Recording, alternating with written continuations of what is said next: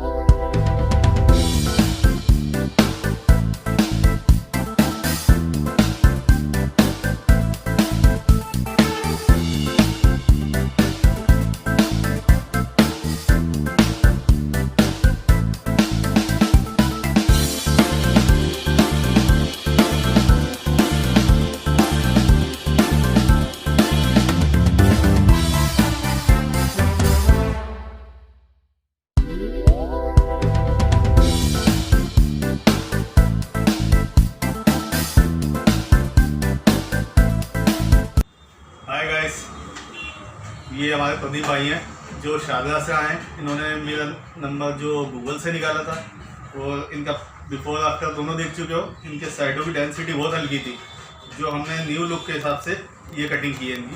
ये देखिए, छोटे बालों में इन्हें कई तरह के स्टाइल दे सकते हैं हम। जैसे स्पाइक की लुक भी ले सकते हैं, ये साइड की मांग भी ले सकते हैं, बाकी बाल ऊपर करना चाहें तो वो भी कर सकते हैं। प्रदीप भाई, आप बताइए आपका एक्सपीरियंस कैसा है? हाय फ्रेंड्स, ये मैं भाई के पास आया था हेयर विगी में, हेयर विगी सोल्यूशन। संदीप जी से मुलाकात हुई यहाँ पर। फर्स्ट ऑफ ऑल भाई का नेचर बहुत फ्रेंडली है सबसे पहले। देन इनकी जो सर्विस है वो बिल्कुल वाव फैक्टर आएगा अगर आप यहाँ आओगे तो।